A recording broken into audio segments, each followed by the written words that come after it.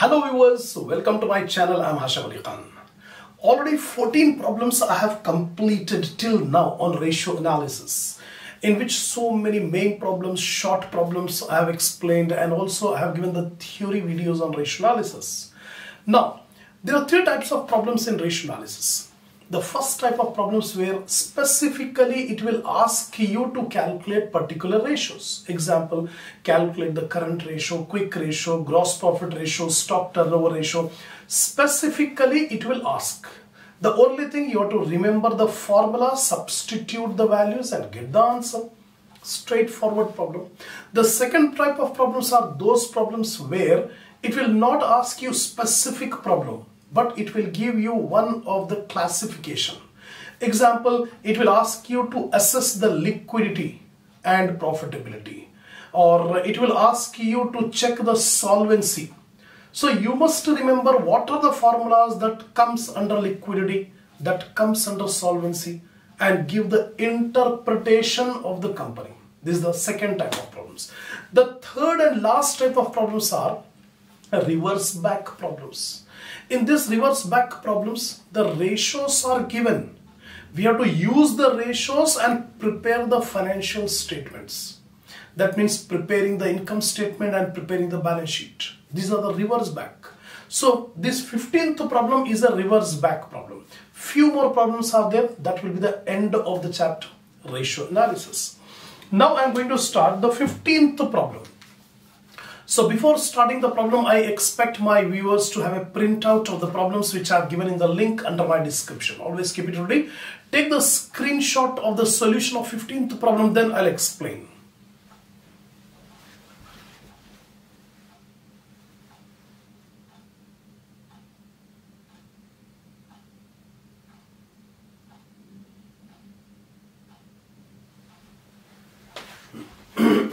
Come on. See the 15. From the following particulars, prepare the balance sheet. So it is asking you to make the balance sheet. Ratios are given. Sales by total assets 3. Sales by fixed assets 5. Sales by current assets 7.5. Sales by inventories 20. Sale by debtors 15. Current ratio 2. Total assets by net worth 2.5. Debt by equity 1. Sales are 36 lakhs. By using the base sales, we can find out all the other variables given in the ratios. So how to proceed, how to prepare the balance sheet? Now see carefully. Sales are given 36 lakh. The first ratio is given sales by total assets is equal to 3. This is given in the problem. In place of sales, I am substituting 36 lakh. 36 lakh by total assets is equal to 3. Now if I make a cross multiplication here, that means this 3 by 3. This numerator with denominator, denominator with numerator. So if I cross multiply 3 into TA, 3 TA is equal to 36 lakh. TA is equal to 36 lakh by 3, 12 lakh. So total assets we got 12 lakh. One answer we got. One item we got, total assets. Second is given sales by fixed asset is equal to 5. Sales we know 36 lakh. In place of sales I am writing 36 lakh. Divided by FA is equal to 5.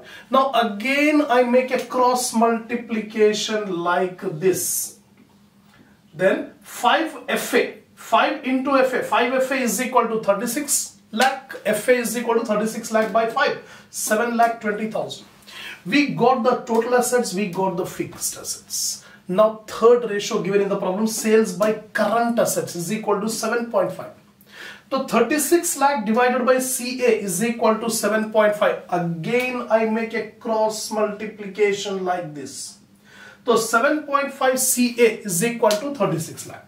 So CA is equal to 36 lakh by 7.5, 4 lakh 80,000 current assets. Like this, one by one variable we are finding out. Next, sales by inventories are given 20. 36 lakh by inventories 20. Now again I make a cross multiplication here like this. So 20 inventories is equal to 36 lakh. So inventory 36 lakh by 20, 1 lakh 80,000 inventory, that is stock. Next, sales by debtors is 15. 36 lakh by debtors is equal to 15. Again I make a cross multiplication here. Then 15 debtors is equal to 36 lakh. Debtors is equal to 36 lakh by 15. That comes to 2,40,000. Next ratio given, current ratio 2. So current ratio formula, current assets by current liabilities, CA by CL. CA already we have calculated. Current assets are 4,80,000. So in place of CA I am writing 4,80,000. Divided by CL is equal to 2. Now again I make a cross multiplication like this. So 2 current liabilities is equal to 4,80,000. Current liability 480 divided by 2, 2,40,000.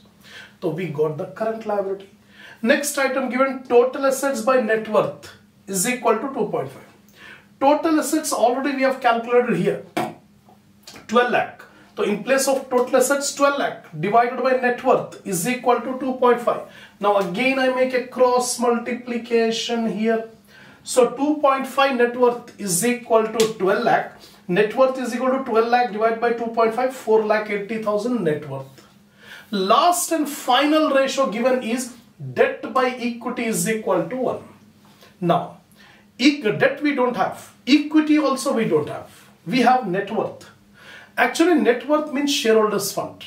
It includes equity, share capital, preference share capital, plus reserves, plus surplus. All these things will come under net worth. But in our problem, due to lack of information, we assume that net worth means equity. Net worth means equity. That is our assumption. So in place of equity, I am writing net worth. So let the net worth is equal to equity. So equity place I am writing net worth 4,80,000. So now cross multiplication here like this. So debt into 1, debt is equal to 4,80,000. All the ratios which are given in the problem I have utilized. Now some assumptions. Current asset. Normally current assets consist of inventories, debtors and cash. We are having current assets 4,80,000. We have inventories 1,80,000. We have debtors 2,40,000. But cash is not there. So we can easily find out cash. Debtors, CA is equal to debtors plus inventory plus cash. In place of current asset, I am writing 4,80,000. Debtors 2,40,000. Inventory 1,80,000 plus cash. Cash is unknown. Keep the cash on the RHS and take these two items on LHS. So plus will become minus. So 4,80,000 minus 240 minus 180, you will get cash. So cash is equal to 60,000. Last one, let the current liability consist of trade payable. We are having only current liabilities here 2,40,000. We don't have any breakup of current liability. Normally current liability will have trade payable, then bank overdraft, then we have outstanding expenses, accrued expenses. So there are many current liabilities, but we don't have the information. So we assume whatever current liabilities are there that are trade payable. That is our assumption. That's all. All the calculations completed. Simply I have to make the balance sheet. So vertical balance sheet. Particulars, equity and liability, shareholders fund, share capital. Share capital is the nothing but the equity. Where is the equity? Here, net worth. The net worth is the equity. So 4,80,000 share capital I have taken. The second is long-term liabilities. The long-term liabilities consist of debt, long-term debt. So here we have calculated debt as 4,80,000. Then current liability. Current liability consists of only one, that is trade payable. Here we have assumed. So trade payable 2,40,000. Liability side completed. Now we come to asset side. Assets, non-current assets, fixed assets. Already we have calculated fixed assets in the beginning here, 7,20,000. So fixed assets 7,20,000. Current assets consist of three assets. That is inventory, debtors and cash. Here current asset is equal to debtors plus inventory plus cash. So inventories are 1,80,000 and trade receivable. Debtors are also called a trade receivable. We call it as trade receivable or we call it as debtors. Means same. So how much are the debtors? 2,40,000. Then last one, cash and cash equivalent. Just now we have calculated 60,000. Take 60,000. Now you find the total of liabilities 12 lakh. Total of assets 12 lakh. Balance sheet tallied. So this is the first problem on reverse back problem, where ratios are given. By using the ratios, we have prepared the balance sheet. Come on. Now I am starting the next problem. Problem number 16. See carefully. From the following particulars, make out the balance sheet with as many details as possible. So we are required to make the balance sheet. Ratios are given in the problem. Stock velocity 6 means stock turnover. Capital turnover ratio 2. Fixed assets turnover 4. Gross profit turnover ratio, and a gross profit ratio is 20%. Debtors velocity 2 months. Creditors velocity 73 days. The gross profit was 60,000. Reserves and surplus amounted to 20,000. Closing stock was 5,000 rupees in excess of opening stock. This is the complete problem. Now we'll start our calculations from GP. Because gross profit ratio is given 20% and actual gross profit for the year was 60,000. By using this gross profit ratio and gross profit, we can find out sales and we can find out cost of sales. Now see carefully. GP ratio is 20% and actual gross profit is 60,000. Then when sales are 100, that means GP ratio 20% given. Always GP ratio is calculated on sales. 20% of sales. Let the sales be 100. When sales are 100, gross profit will be 20 according to this percentage. But what is our actual gross profit? 60,000. When actual gross profit is 60,000, how much would be the sales? So 60,000 divided by 20 into 100, you will get 3 lakh. So sales we got 3 lakh. Right? Now we can easily calculate the COGS, cost of goods sold. COGS formula, sales minus gross profit. Sales minus gross profit. So sales are 3 lakh minus gross profit is 60,000. So 2,40,000 is the COGS, cost of goods sold. Now we can make use 1:1 ratio. The first ratio is stock velocity. Stock velocity means stock turnover ratio is 6. The formula for stock turnover ratio is COGS divided by average stock. The cost of goods sold already we calculated 2,40,000. So 2,40,000 divided by average stock is equal to 6. Now if I make a cross multiplication, 6 average stock is equal to 2,40,000. Average stock is equal to 2,40,000 divided by 6. You will get 40,000. So we got the average stock 40,000. Now closing stock is 5,000 rupees more than the opening stock. Last paragraph it is given. The closing stock is 5,000 rupees more than opening stock. We don't have opening stock.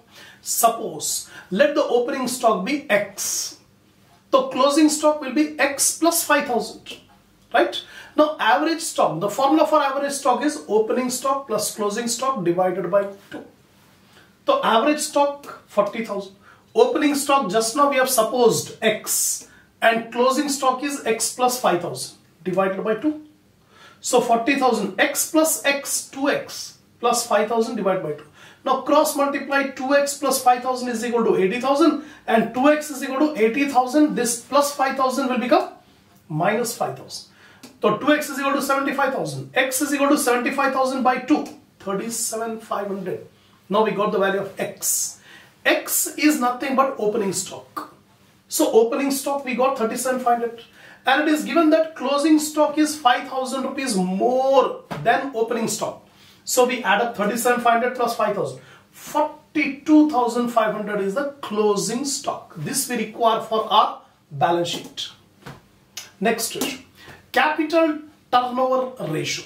The formula is sales divided by capital is equal to 2.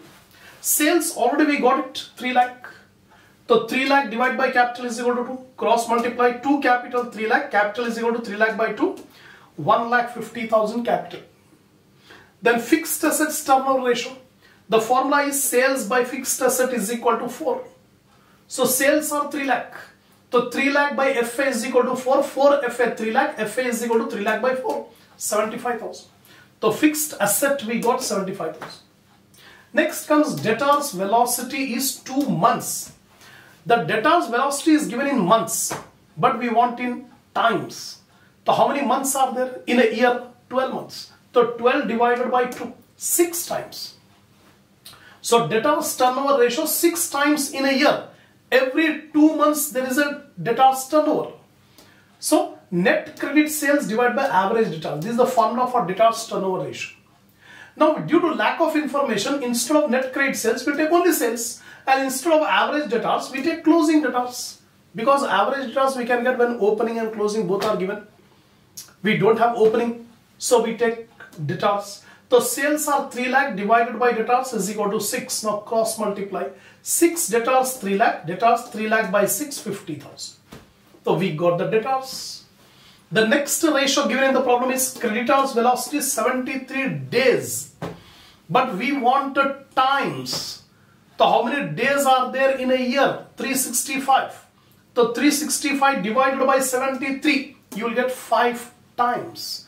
So creditors turnover ratio is 5 times. The formula for creditors turnover ratio, net credit purchases divided by average creditors. But due to lack of information, instead of net credit purchase, we simply take purchases. And denominator average creditors we cannot calculate because opening creditors are not given. We take closing creditors. Now purchases we don't have. So how to find out purchases? We have cost of goods sold. And we have opening stock and closing stock. We know the formula for COGS. Opening stock plus purchases minus closing stock. This is the formula for COGS. COGS we are having 2,40,000. Opening stock already we got it 37,500. Purchases we don't have. Closing stock we have 42,500. Now take this 37,500 and 42,500 to LHS. The plus will become minus, minus will become plus. So ultimately purchases 2,45,000. Now substitute 2,45,000 divided by creditors is equal to 5. So 5 creditors is equal to 2,45,000. Creditors is equal to 2,45,000 divided by 5. So 49,000 is the creditors. The creditors are the accounts payable. We call it as accounts payable or creditors, one and the same. We have used all the ratios. Now we proceed to make the balance sheet. Equity and liabilities, shareholders fund, share capital. We have the share capital already we have calculated somewhere here. Here we have share capital 1,50,000. Reserves and surplus are given in the problem. Directly 20,000 is given. Non-current liabilities that consist of long-term debt we don't have. But current liability, trade payable, creditors 49,000. That's all. This is the information given for liabilities. Now come to asset side, fixed assets. We have already calculated fixed assets 75,000. Here somewhere we have calculated here fixed assets. Fixed assets are 75,000. And current assets are inventory. Inventory means stock. What is the closing stock? 42,500 is the closing stock. Trade receivable. Trade receivable means debtors. Already we have calculated debtors 50,000. Debtors 50,000. Now, we have used all the information but our balance sheet is not tallying. We have liabilities side 2,19,000. But asset side there is a shortage of 51,500. Now you have to think which item may be missing. Which item may be missing in this asset side. So fixed assets are there. Inventory is there, trade receivable is there, but cash and cash equivalent is not there. So we suppose we take the balancing figure, cash and cash equivalent balancing figure 51,500. This is not given in the problem. Sometimes there may be some missing figure. So in this problem the missing figure is cash and cash equivalent. So we have taken cash and cash equivalent balancing figure 51,500. Now the balance sheet is studied 2,19,000. That's all. This is the end of problem number 16. So totally 16 problems we have completed. Inshallah 1 or 2 more videos will take for this ratio analysis. Then it will be end of this chapter. Inshallah.